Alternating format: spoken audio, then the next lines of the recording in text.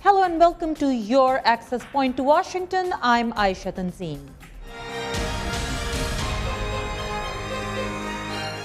Pakistan and Iran have finally laid down the foundation stone on the gas pipeline that had been in the pipeline for years. But the U.S. is not happy. We have serious concerns if this project actually goes forward that the Iran Sanctions Act would be triggered. We've been straight up with the Pakistanis about these concerns. So what happens next? Let's find out from our panelists. We have in the studio with us Joshua Foust, who's the national security columnist for PBS's In the Know. And on Skype with us from Pakistan is Mr. Zubair Motiwala, who will join us shortly. He is on the board of Interstate Gas Pipelines Limited. This is the company newly formed to handle the pipeline project on the Pakistani side. So, Joshua, welcome to the show. And of course, I will start with you. First things first, this pipeline, is it actually building this time? It's been in the pipeline, as we said, for many years. Right. This is part of a larger regional pipeline that a lot of energy analysts and politicians have talked about, as you said, for a very long time. It's supposed to stretch from Iran through Pakistan and ultimately, potentially, into India under some designs. The pipeline up to the Pakistani border has been constructed. So right now, the question, what's getting everyone up in a fury, is whether or not that's actually going to continue into Pakistan. I think, as Ms. Newland was saying, there's a lot of debate over whether or not building this pipeline would violate the UN sanctions against Iran over the nuclear program, and whether Pakistan itself is going to be making itself liable by agreeing to build this pipeline on its own soil. Okay, now I'm asking you about this pipeline being built because not just analysts, but even the U.S. State Department is skeptical. And we have a soundbite. Hopefully we can play it this time. Let's hear what the U.S. State Department has to say. We've heard this pipeline announced about 10 or 15 times before in the past, so we have to see what actually happens. So as we heard, there's a lot of skepticism about whether this pipeline is actually going to be built or not. But what I want to know is there seems to be some vagueness about when the sanctions would actually be triggered. Right, and the State Department has been unclear about this. I think there's a little bit of intention behind that. If they're not clear about exactly when sanctions come into place, it gives everyone a little bit more maneuvering room to be able to work out some sort of solution among themselves. At the same time, there is a strong sense that building this pipeline actually will trigger, if not UN sanctions, then at the very least US sanctions against Islamabad. And without there being more clarity about what exactly that point is, it's just going to be hanging over everyone's head. And I am happy to welcome Mr. Zubair Motiwala with us on Skype from Karachi, a very important member of the Pakistani business community. He's on the board of the company, as I just mentioned, the Interstate Gas Pipelines Limited that's going to handle the project on the Pakistani side. Mr. Motiwala, welcome to the show. Thank you. Mr. Motiwala, we just heard U.S. State Department spokesperson say, and we hear a lot of analysts say, well, it's been in the pipeline for many years. Pakistan's been talking about it. They're not really going to build it. I mean, that's not exactly what the State Department said. They said, we'll see what happens. But the implication is it's not really going to happen, is it? What I mean, what she's just said and I heard, I think she's right, because this project is, actually it was conceived in 1951. It's so long back that many a times this was taken up and then dropped. The reasons behind the pipeline not being constituted, not being erected was not that there were problems with the bilateral relations. The problems were that each time after 51, we had surplus findings of gas. Exploration gas was going on, and we were on the mark. Pakistan's production was good enough to cater for the needs of Pakistan. But in the last 4 or 5 years, Pakistan's gas is depleted. Although I can't say depleted, actually we have added up to the gas, which is 3,800 million cubic feet for the production. Today we are at 4,200. New findings are going on, but our growth has been more than what the requirement is. We put up many power plants of gas because of the scarcity of power. Basically, Pakistan is a power-starved country. We are in scarcity of power to a tune of about 35%. And we've got load sheddings, and especially in the Punjab and northern areas, we've got load sheddings about more than 8 hours in 24 hours. And sometimes when Talvela and Mangla, the hydropower projects, when there is a less quantity of water, the scarcity goes up to maybe 20 hours a day. So the power, we are utilizing this gas for the power production, and because this is not enough. Now the problem is, I think we don't want to indulge ourselves into the American threat of sanctions and all those things. We do understand this thing. But Americans do have to understand one thing, and that is that Pakistan is an energy-starved country. I mean, what else, what solutions we have? US is not helping us in coal exploration. We've got the second largest coal reserves in the world. It is about 175 billion tons of lignite in Pakistan and Thar. But we see US absent into this, not supporting because of the greener pastures or many cleaner technology of power. Although the world ratio of power is more than 50% of the world power needs are made available through And Mr. coal only. Motiwala, I want to come back to this issue of what the U.S. is offering in return, and we'll discuss it in detail later. But since we started with sanctions, a lot of our viewers had a lot to say about what sanctions would mean for Pakistan, or whether there should be sanctions or not. So let's go quickly to our social media desk, where Sarah Zaman's waiting for us. She'll tell us what you guys have said. Okay. Thank you, Ayesha. As I look at our social media platforms, I'm seeing a very robust discussions. Many of you have a lot to say about the various aspects surrounding the Pakistan-Iran gas pipeline. And throughout the show today, I will bring you a lot of the comments that many of you have made on our Facebook page. I want to start with what some of you had to say about the possibility of America imposing sanctions on Pakistan if it does go ahead with this project with Iran. So Sadia Jamal says America does not support anything good related to Muslim countries. If it wants, it can impose sanctions. Pakistanis are facing a serious crisis, and if there is a possible solution, then it should be supported. Akmal Siddiqui asks, why is there an issue of sanctions? We need energy, and America should mind its own business. Noman Masood says, this is just blackmailing. US has no right to interfere in Pak-Iran relations. And Atiq Khan says, Pakistan and Iran are not America's slaves. It's Pakistan's right to take a pipeline for the development of its people. Now, some people have also suggested that the US should sign a civil nuclear deal with Pakistan, similar to what it did with India, and then maybe Pakistan will not need to work with Iran on the pipeline. On our social media platform, there is almost unanimous opposition to the idea of US sanctions on Pakistan. But when we asked our viewers what they knew about the type and purpose of any possible sanctions, most of them did not seem to know much. Mohammad Zishan here says that he has not heard any details in the media about the nature and reasons for those sanctions, while several others are asking why no sanctions have been imposed on China, India, or Japan, who are already doing business with Iran. You can read several of your comments and what your other fellow viewers and readers have said. You can go for that on facebook.com/accesspointwith80 and also on facebook.com/SarahZamanTV. You can also post your own comments there. Next, we'll talk about what you think of the security issues surrounding this project. But for now, we're going to go back to Ayesha Tanzeem. Thank you very much, Sarah. You've given us a lot to talk about, so I'll come, Joshua, first to you, which is this idea of why is U.S. so against doing business with Iran, and that's for the understanding of our viewers, and also, what is it U.S.'s business interfering in Pakistan's business with another country? I mean, ultimately, it comes back to Iran's nuclear program. They've been developing the capacity for both nuclear power generation and, people think, nuclear weapons, in violation of UN sanctions for a number of years. And it is those UN sanctions, actually, that are primarily at stake here. One of the cornerstones of President Obama's Iran nuclear policy has been getting wider international consensus to crack down on Iranian economic activity, Iranian business relationships, and Iranian energy relationships. And actually, some of those countries mentioned by one of your viewers, China, Japan, they've all scaled back their involvement with Iran's energy exports. And that's been in response to these UN sanctions. So it's going down. Now, Joshua, I'll interrupt you for just a minute because Pakistan's foreign finance minister and foreign minister, former foreign minister, Mr. Sartaj Aziz, has just joined us on the phone. Mr. Aziz, welcome to the show. Thank you very much. Mr. Aziz, I want to ask you something. As a politician, this is happening in the very last week of the government, and some people are suggesting it's an election ploy. What do you think?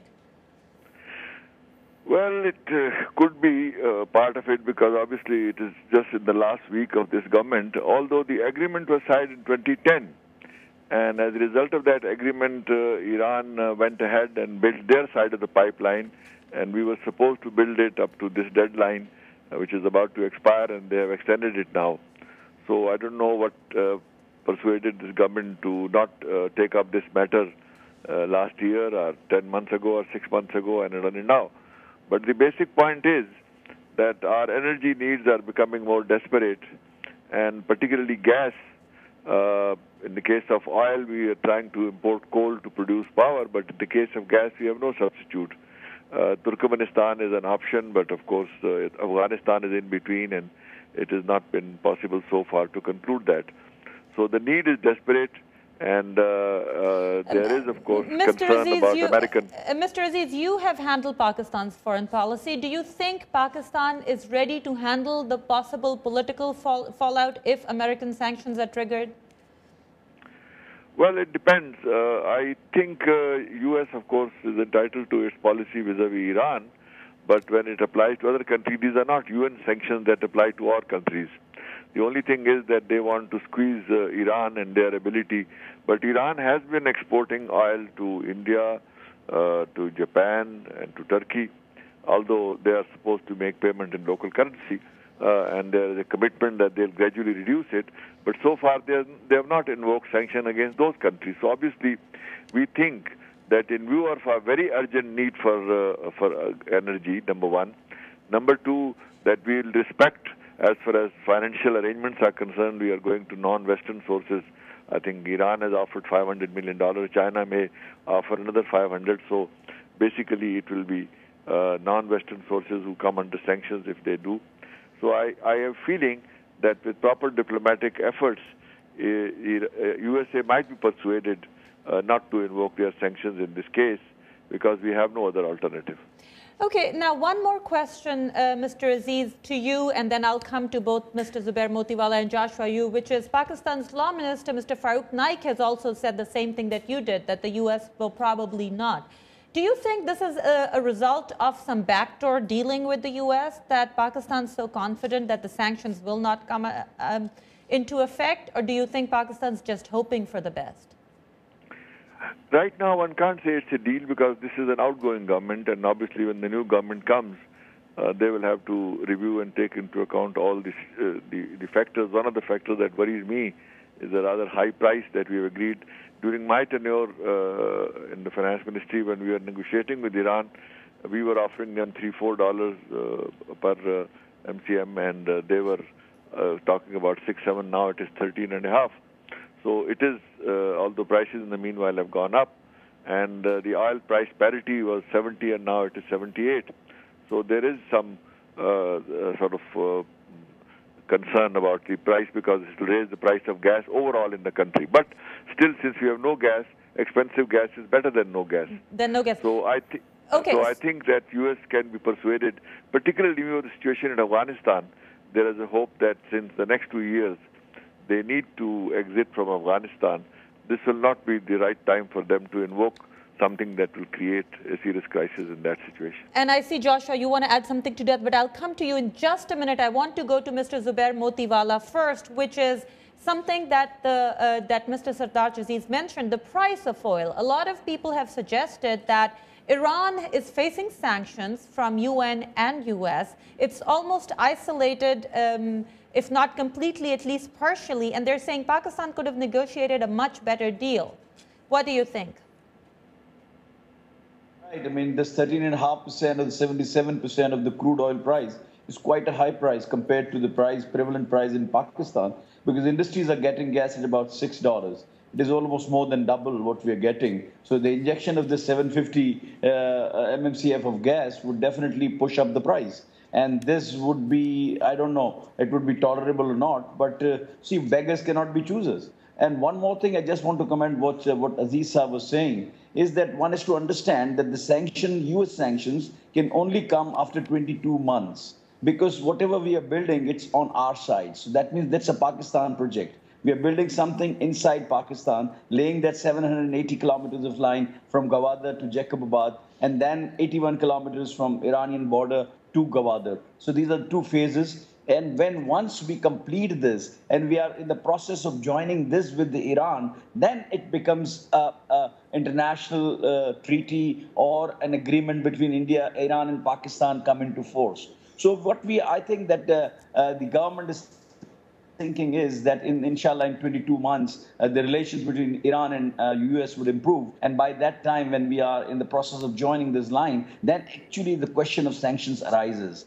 So I think this also needs to be understood. The second thing which I really want to just tell you is that now you have to, US is a superpower. I mean, if it can impose the Iran sanctions Iran, what about the export of oil which Iran is doing? I mean, they are exporting huge quantities of oil from Iran. What is that? Who are the countries who are importing? Why the sanctions are not being clamped on those countries who are importing that oil? I mean, there are several questions which come in. My simple question is that we feel that US come to our help. We have been pleading more trade with the US rather than aid or anything else. We want that textile exports from Pakistan should be zero rated or at the concessional rate of custom duty into US, as you have given to so many other countries. We are going towards that side, and now we are talking about the imposition of the sanctions and embargoes. So I think this would kill Pakistan. I think. Okay,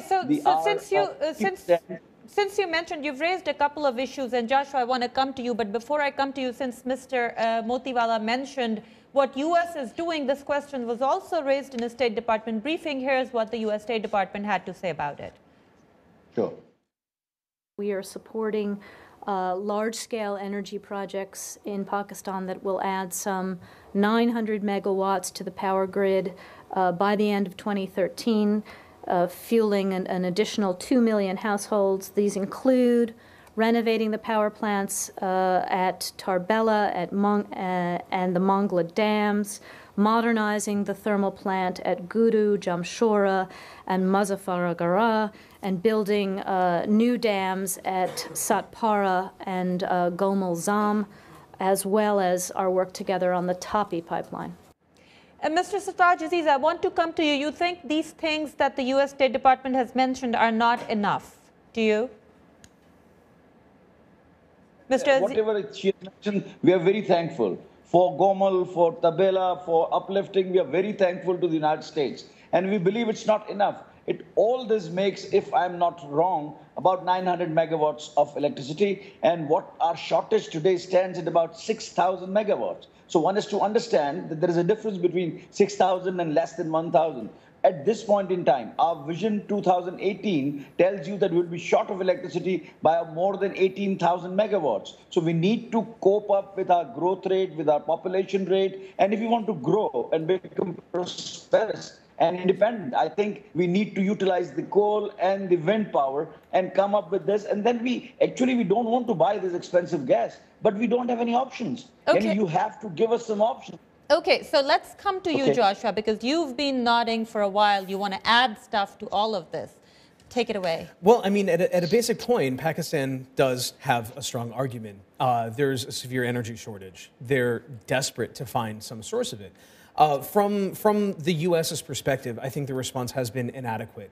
The reliance on the Tapi pipeline, building a pipeline through Afghanistan, I think is a dream. It has been a dream since the 90s. So, I mean, clearly people are grasping in the dark now about exactly what to do in response to this. If Pakistan were able to line up an energy deal with almost any other country other than Iran, I don't think this would be controversial in the slightest. It's the fact that it's Iran that is triggering all of this opprobrium from Washington. Again, because they're weary of anything that might give the regime any room to maneuver in these negotiations. At the same time, the most recent round of nuclear talks between Tehran and Washington seemed to go kind of well. During the Almaty round, both parties came away saying, okay, maybe we can actually start to work on something. So there's hope that in the next 25 months, 22 there's months, hope. There's always hope that negotiations are Okay, going now to go there's well. something you talked about that I want to add to our next segment, which is you talked about the building a pipeline through Afghanistan. But here we're building a pipeline through Balochistan, which is another security concern. But before we talk about it, we had a lot of viewers who talked about this. So let's go again to our social media desk. Sarah Zaman's waiting for us. Sarah, take it away.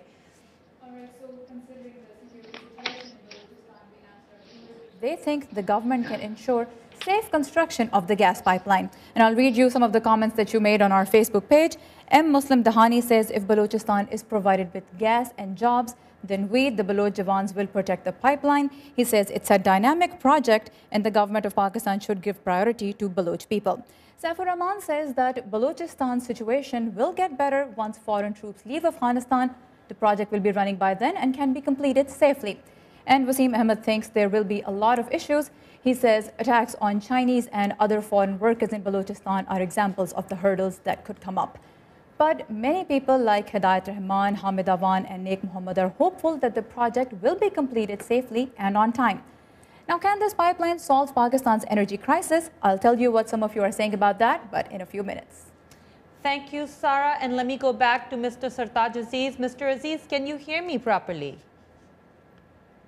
Okay, I feel like his phone line has dropped out, so we'll try him again. In the meantime, Mr. Motiwala, building a pipeline through Balochistan, given the security scenario, can Pakistan secure that pipeline? And if so, how much would it cost and who will bear that cost? We understand that Balochistan's position might have some security problems. But one thing what we have done is that while laying this pipeline, we are trying to see that the pipeline is safe, even in the case of some sabotage. We are putting it into the concrete slabs, and the cost of this entire project is high because of this security risk and security risk covers which we are taking into account.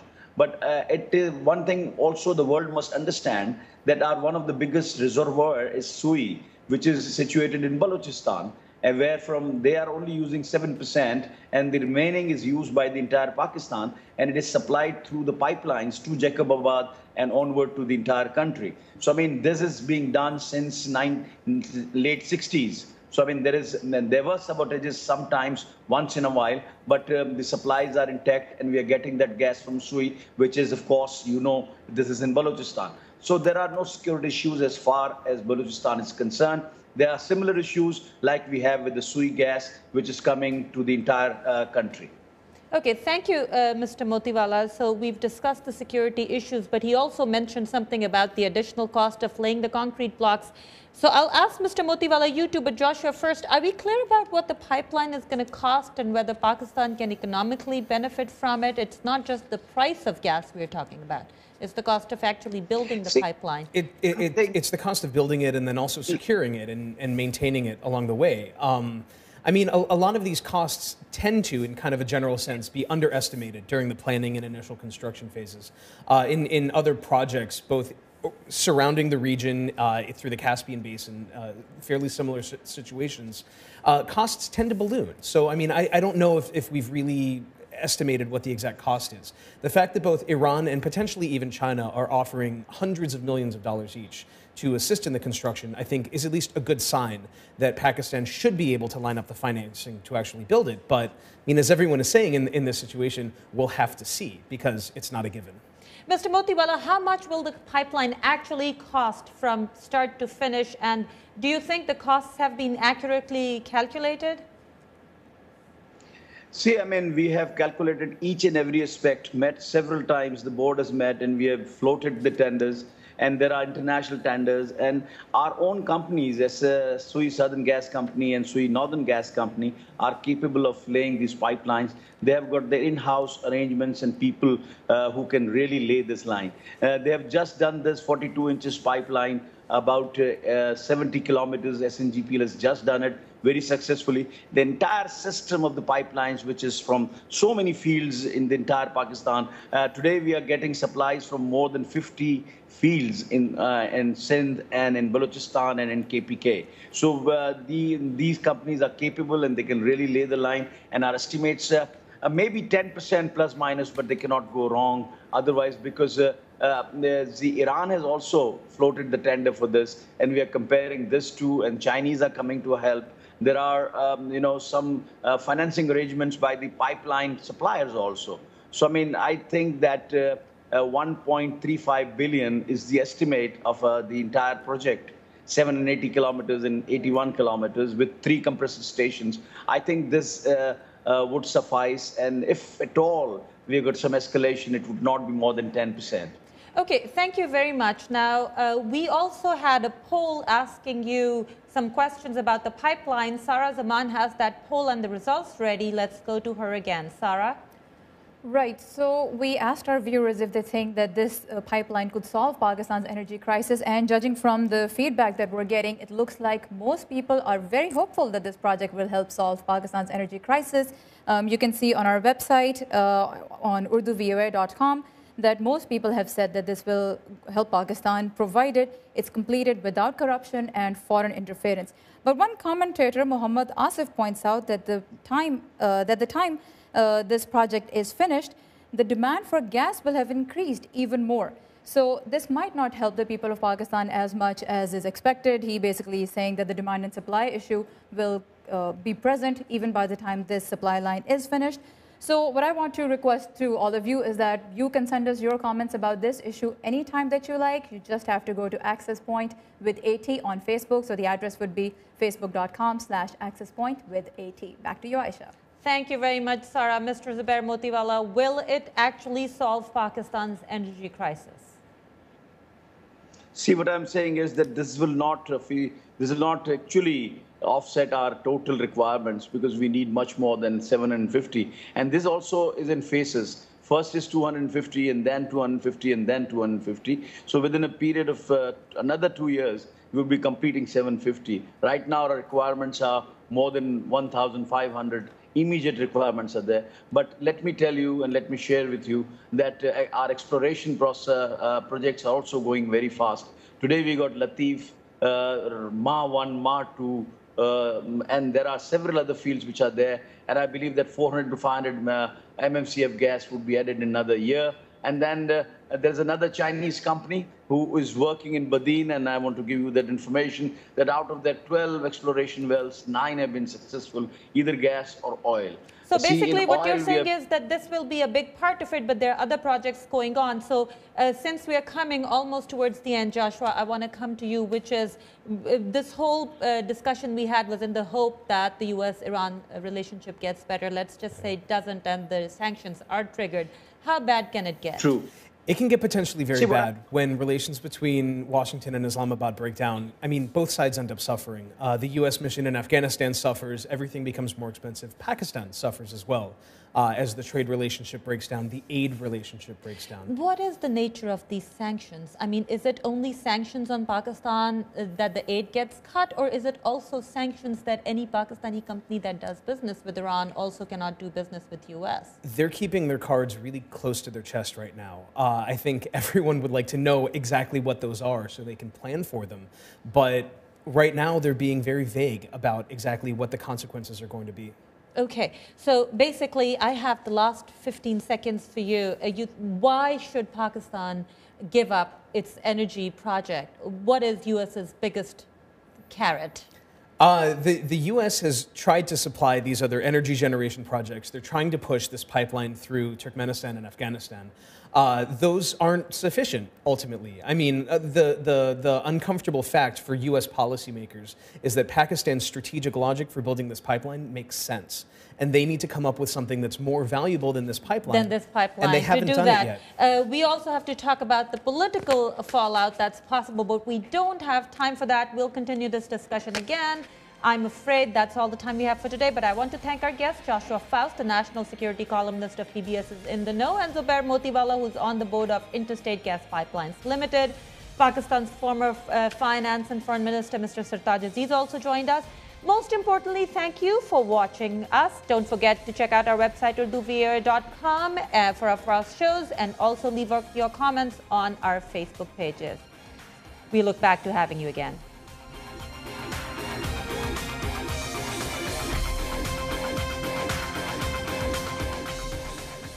Hello and welcome to your Access Point to Washington. I'm Ayesha Tanzeem.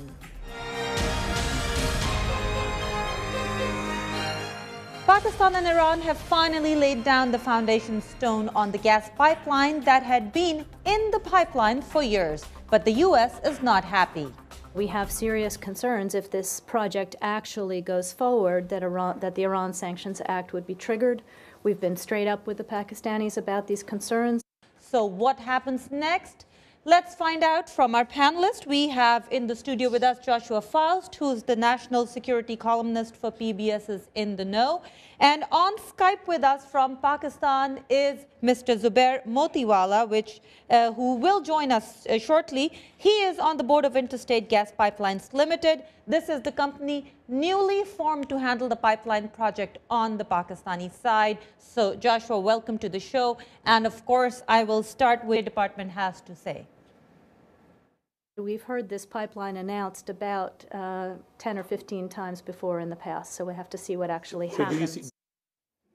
So as we heard, there's a lot of skepticism about whether this pipeline is actually going to be built or not. But what I want to know is there seems to be some vagueness about when the sanctions would actually be triggered. Right, and the State Department has been unclear about this. I think there's a little bit of intention behind that. If they're not clear about exactly when sanctions come into place, it gives everyone a little bit more maneuvering room to be able to work out some sort of solution among themselves. At the same time, there is a strong sense that building this pipeline actually will trigger, if not UN sanctions, then at the very least US sanctions against Islamabad. And without there being more clarity about what exactly that point is, it's just going to be hanging over everyone's head.